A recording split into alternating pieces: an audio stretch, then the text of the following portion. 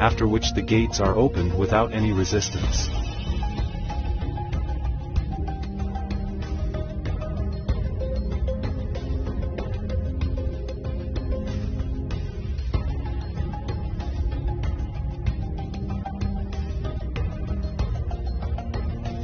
These two individuals are seen inviting the crowd inside the house.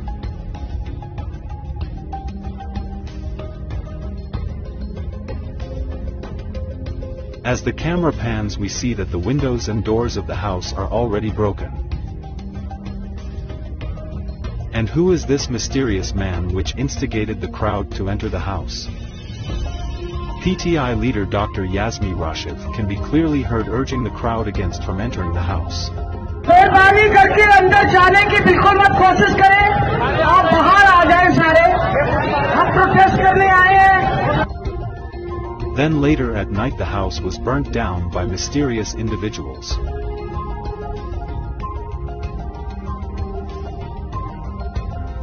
So the May 9th ended raising many questions. 1.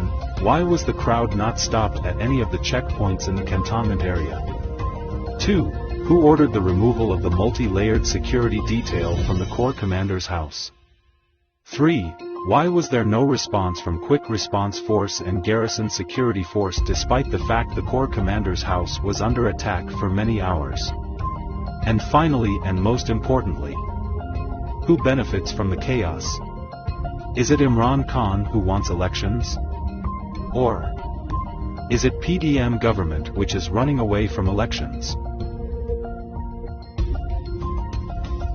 Clearly, there is enough evidence to suggest that May 9th was a false flag operation to create chaos and unleash massive crackdown on PTI workers, ban PTI and delay elections indefinitely. It is clear that PDM government is the main beneficiary of May 9th incident.